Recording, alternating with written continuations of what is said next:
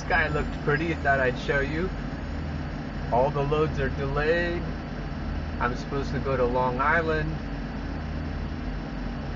Interesting story there. It's a customer that nobody knows about, so nobody knows how to get in there. And you can't trust any GPS in New York City, including your truck GPS. So we're all trying to work out how to get there. The drivers are all sitting around here because we don't have loads. So it's been a fun morning so far. It's like a video game for sure. It's like, how can we make the game interesting today? So when life tries to teach you something, and it's relentless about it, it's trying to make you let go, trying to make you give up control or relinquish your grip on something that you've had a tight grip on, tears will come. But they're good. They're necessary. As the pain, as the relinquishing pain comes, feel it, allow it, because you're changing. You must change if you're going to keep transforming into the new person you want to be.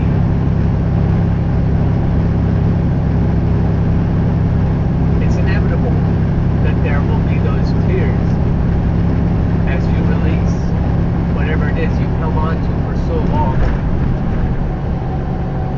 If it's the need to be perfect, if it's the need to be better so that you can show everyone that you're worthwhile, you need to be good at things or look a certain way or have knowledge that other people don't have.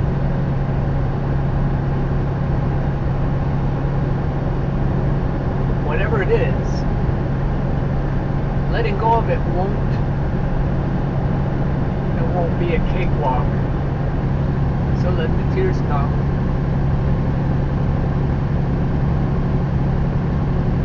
And then let them go. All the things I faced as a child, all the things that caused me to feel shame or inadequate or afraid, and then all that hiding based on the fundamental belief that I wasn't good enough, and anything that could blow my cover would be a trial. Anything that could reveal the truth that I was not up to snuff, that I wasn't good enough. And that shame gets hidden, that shame gets planted and placed where it isn't easy to get to. And it takes a lot.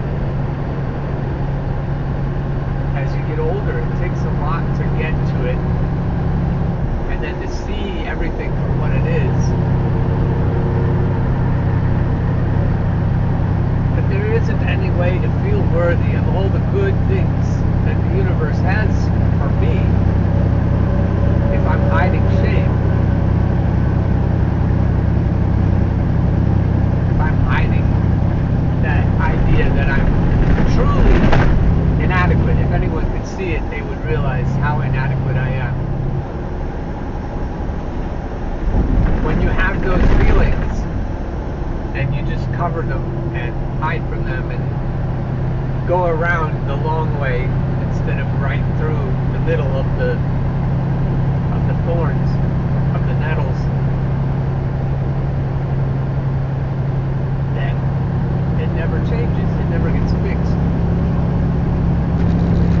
We're taught as little boys and girls that the only way to avoid those feelings of shame is to be perfect, is to figure out all the information and never make mistakes.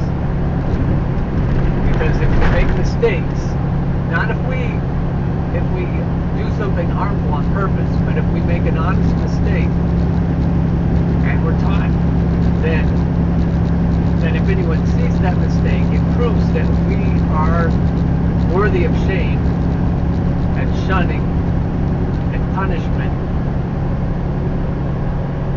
And I think most of us learn that. And some of us learn it and more, I guess, that's what I'm going to say. Some of us have it pounded into us, that shame, that if we're ever caught being inadequate, then there will be hell to pay. And when that gets stored deeply in a child's mind, if it ever goes away, it takes a lot. It takes a great deal of force or peace, teaching, reteaching, and then ultimately the release, the absolute release of all that guilt and shame. The answer is not to become better at things, to become perfect. And that's what we've been taught. That the answer is to never make a mistake. That's not the answer. It can't be the answer if we're going to be non-toxic. We'll never make it to be non-toxic if we feel that we have to solve that shame and guilt that's been accumulating over many years by being perfect, by never making any more mistakes ever again. To just get so good at everything that we just never make mistakes. That's not being bulletproof. Being above reproach, that's not it. That's not the way to health. And it's not the way to being non-toxic. At the same time, the point must be made, however, that throwing yourself at the mercy of people who have been trained the same way, the people who look for mistakes as a way to justify their own existence. Unfortunately, a lot of those people are coaches and teachers and supervisors at work. They feel that their job is to point out mistakes, and they don't accept their own mistakes. That sort of person always has internalized shame for their own mistakes, and that's why they turn around and try to feel better by pointing out other people's. So just because you accept completely, you accept your own inadequacies and mistakes, that doesn't mean you have to just let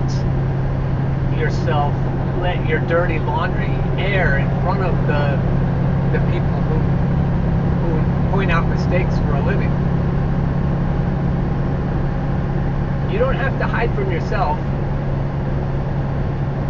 but in this culture, you're not going to make it if you just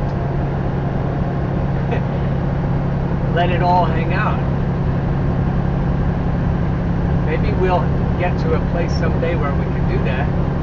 Maybe we'll find our high vibe tribe and just, in the presence of other understanding people, we can let it all hang out. But where most of us live and work, we don't really want to throw ourselves to the wolves like that. I just missed the street vendors who were walking along in this traffic jam selling oranges. You can see the articulated bus on one level, and you can see the train up above.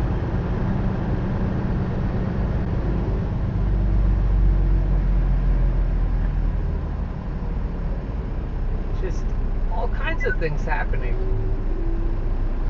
There's a, oh, you can't see her, but she's selling bread. She's got her cooler and dragged down along in one hand, and big loaves of bread, a big bag of loaves of bread in the other. Loaves of bread. Only oafs say loaves. Only oafs say loaves. I'll have to think about that. The drivers display a broad range of emotions. The truck drivers and the car drivers. Sometimes they're very emotional. Some of the people that drive through here are just very laid back. Like, whatever. I do this every day. I'm getting paid by the hour. It's fine. Or 70 cents a mile. Or 35% from gross. See, then, if you're in a traffic jam like this, it's costing you a lot of money. I have to say, traffic jams cost somebody money. Just not me. See what I mean about closeness? Everybody's very friendly in this tunnel.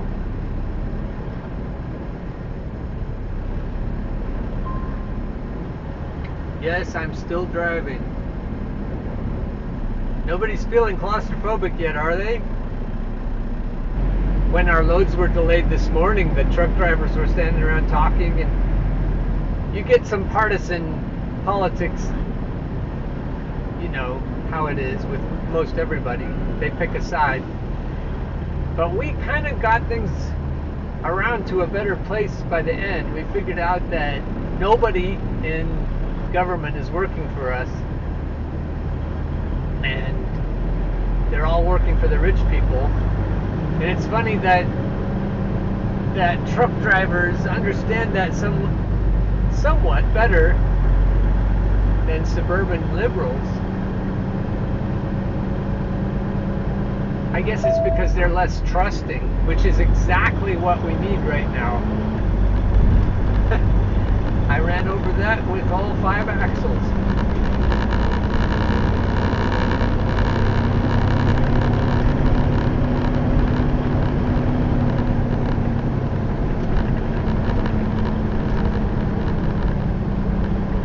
Now you can see it in all its glory. And you can see the people in all their glory.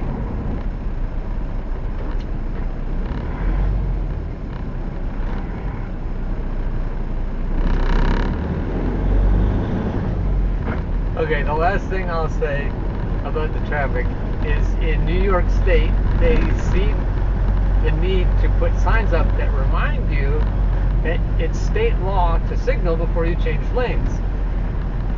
Okay, I figured everybody knew that they were supposed to turn on their signals before they changed lanes, but in this area, you don't want people to know your intentions. Like right there with the 2 pickups trying to go into the same lane, that would help if they watched each other's signals. But a lot of the darting that happens either happens exactly with the signal, so they'll kind of be legal, or no signal at all, because they don't want you to know they're about to signal or about to change lanes, because if everyone knows you're about to change lanes, they close ranks and you can't do it.